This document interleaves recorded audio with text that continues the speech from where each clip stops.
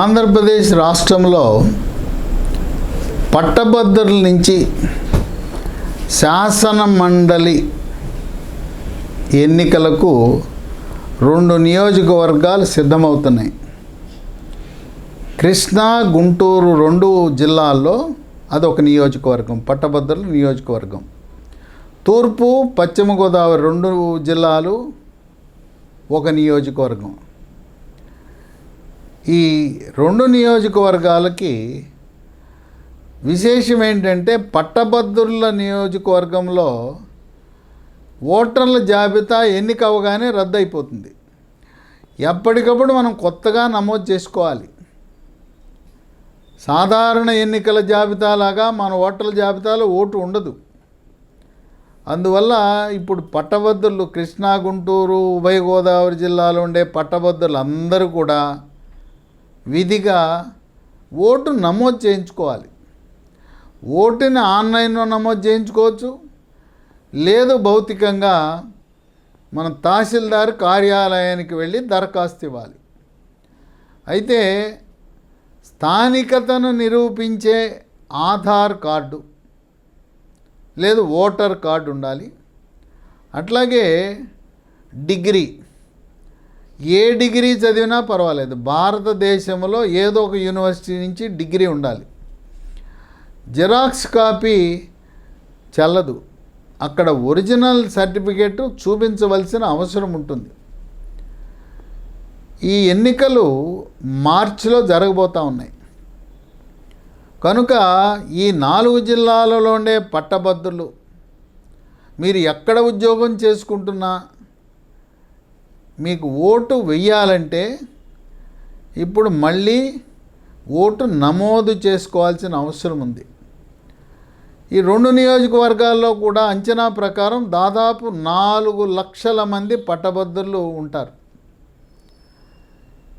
ఈ కృష్ణా, గుంటూరు పట్టభద్రుల నియోజకవర్గంలో ఇక్కడ తెలుగుదేశం పార్టీ నుంచి తీవ్రమైన పోటీ ఎదురవుతూ ఉంది. దీన్ని కమ్మ సామాజిక వర్గానికి దాదాపుగా ఇచ్చే విధంగా తెలుగుదేశం, జనసేన, బీజేపీ హైకమాండ్ ఆలోచన చేస్తూ ఉంది. దీంట్లో ఈ రేసులో అభ్యర్థిగా మొదటి స్థానంలో ఆలపాటి రాజేందర్ ప్రసాద్. ఈయన అడ్వకేటు, గత 40 సంవత్సరాలుగా తెలుగుదేశం పార్టీలో కృషి చేస్తున్నాడు. ఆయన మొన్న నాదెళ్ల మనోహర్కి సీట్ ఇవ్వటం కోసం ఆయన తెనాలి సీటుని త్యాగం చేసి త్యాగరాజై ఇప్పుడు ఏ పదవి లేకుండా ఉన్నాడు. ఆయన మంత్రిగా కూడా చాలా సమర్థవంతంగా సాంకేతిక విద్యాశాఖ మంత్రిగా కూడా పనిచేశాడు. ఆలపాటి రాజేంద్ర ప్రసాద్ కలిసి వచ్చే అంశం ఏంటంటే, ఆయన ఎన్ఆర్ఐ విద్యా సంస్థలు నిర్వహిస్తున్నాడు.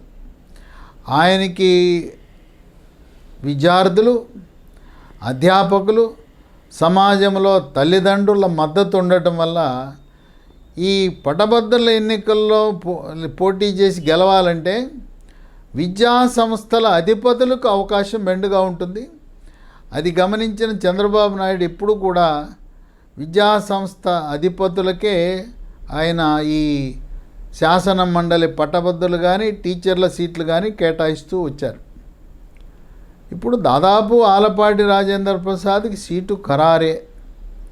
ఆయన దానికి కావలసిన హోంవర్కు, పట్టభద్రుల వీళ్ళని ఓటర్ల నమోదు కార్యక్రమాన్ని తన విద్యా సంస్థల ద్వారా ప్రారంభించి వేగంగా ముందుకు సాగుతున్నారు. ఇక మిగతా ఆశావహులు దేవినేని ఉమామహేశ్వరరావు మాజీ మంత్రి, తాళ్ల వెంకటేష్ యాదవ్ గుంటూరు, పోతినేని శ్రీనివాస్, మన్నవ మోహన్ కృష్ణ, దాసరి రాజా మాస్టర్. దాసరి రాజా మాస్టర్ ఎప్పటి నుంచో ఈ నియోజకవర్గం నుంచి పోటీ చేయాలని ఆయన ప్రయత్నిస్తున్నారు.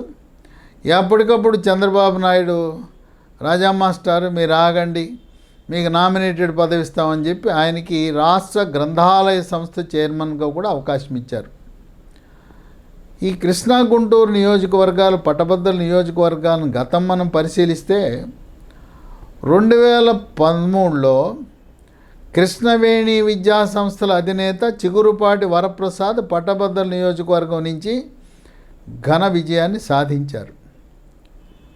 ఆయన 2019లో తెలుగుదేశం పార్టీ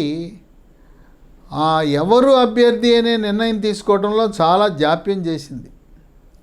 ఆ జాప్యమే ఓటమికి కారణమైంది. 2019లో చిగురుపాటి వరప్రసాద్ని 1 సంవత్సరం ముందు ప్రకటించున్నట్లయితే మళ్ళీ ఆయనే తెలుగుదేశం పార్టీ తరఫున చిగురుపాటి వరప్రసాద్ గెలిచేవాళ్ళు.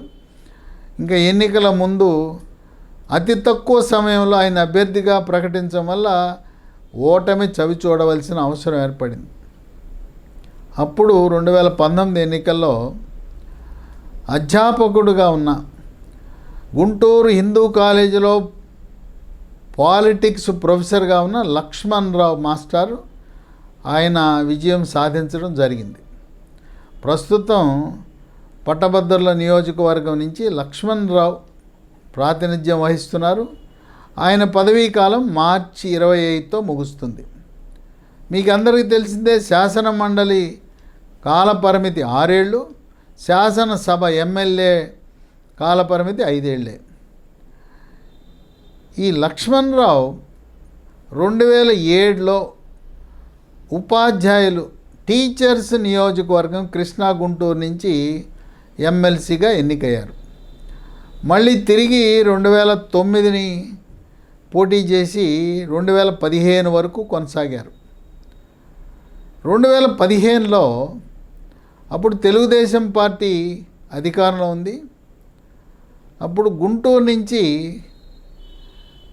ఆయన కూడా అధ్యాపక వృత్తి నుంచి వచ్చిన రామకృష్ణ ఆయన రంగంలో దిగి 2015లో తెలుగుదేశం అభ్యర్థి అయిన రామకృష్ణ విజయం సాధించి లక్ష్మణరావు మాస్టర్ ఓడిపోవడం జరిగింది.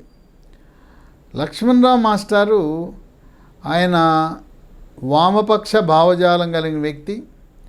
సిపిఎం కమ్యూనిస్ట్ పార్టీ, మార్క్సిస్ట్ పార్టీకి అనుబంధంగా ఉండే యూటీఎఫ్ యునైటెడ్ టీచర్స్ ఫ్రంట్కి ఆధిపత్యం వహిస్తూ గతంలో జన విజ్ఞాన వేదిక ఉమ్మడి రాష్ట్ర ఉపాధ్యక్షుడిగా కూడా పనిచేశారు.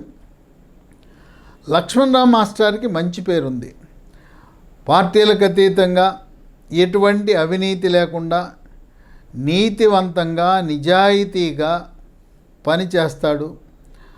ఆయన ఈనాటికి కూడా మరి ఆయన ఉద్యోగానికి రాజీనామా చేయటం వల్ల ఆయన దినచర్య జీవనం సాదాసీదా వ్యక్తిలా ఆర్థికమైన కష్టాలతో నెట్టుకొస్తున్నాడు.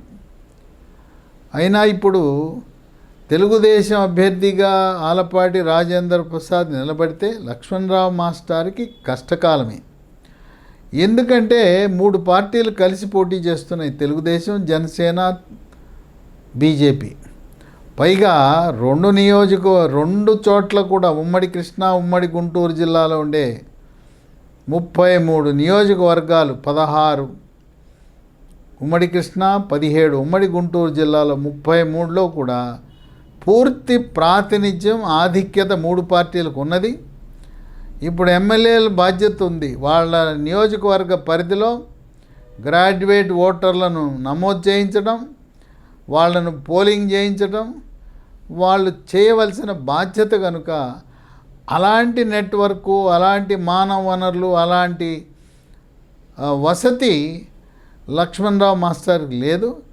ఈ రోజున ఆంధ్రప్రదేశ్ రాష్ట్రంలో మరి కమ్యూనిస్టు పార్టీ పరిస్థితి దయనీయంగా ఉంది, అంతంత మాత్రంగానే ఉంది. ఉనికిని కాపాడుకోవడమే కష్టమైంది. అందువల్ల లక్ష్మణరావు మాస్టారు ఆయనంతకు ఆయనే పోటీ చేయకపోవచ్చనే కూడా వార్తలు వినపడుతున్నాయి. చేశాం, 3 టర్ములు చేశాం, చక్కగా ప్రభుత్వ సమన్వయంతో అందరికీ ఉపయోగపడ్డామనే ఒక ఆయన ఆనందంతో ఉన్న తరుణంలో మళ్ళీ పోటీ చేసి ఓటమి చవి చూసే బదులుగా పోటీ నుంచి తప్పుకుందామనే ఆలోచన లక్ష్మణరావు మాస్టర్కు ఉందనేది కూడా వినపడతా ఉంది.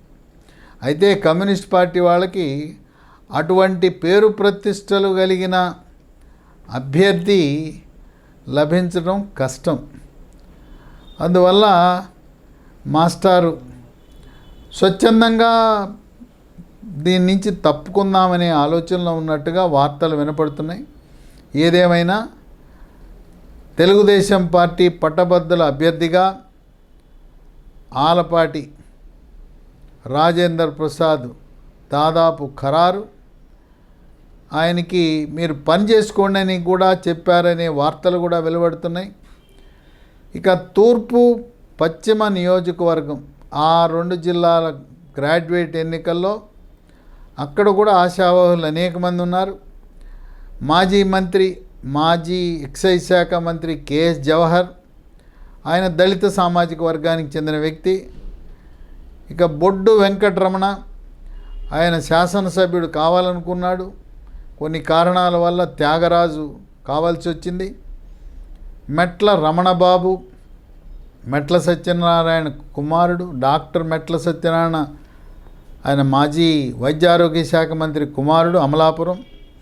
పేరాబత్తుల రాజశేఖర్, వాసంశెట్టి సత్య, వీళ్ళందరూ కూడా వాళ్ళ ప్రయత్నాలు వాళ్ళు చేసుకుంటున్నారు.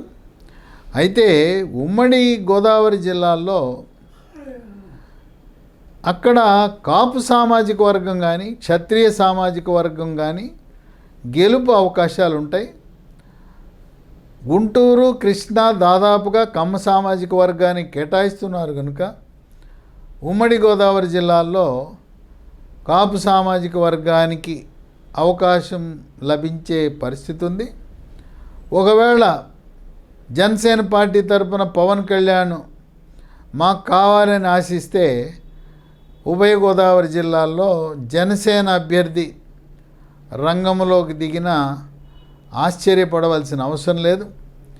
కనుక ఈ 2 పట్టభద్రుల ఎన్నికల్లో కూటమి జనసేన, తెలుగుదేశం, బీజేపీ పార్టీ ఘన విజయాన్ని సాధించబోతా ఉంది. ఇది ఎన్నిక అనేది కేవలం లాంఛనమే. ఇప్పుడున్న ప్రస్తుత పరిస్థితుల్లో ఈ 3 పార్టీలు ఒక అభిప్రాయానికి వచ్చారు.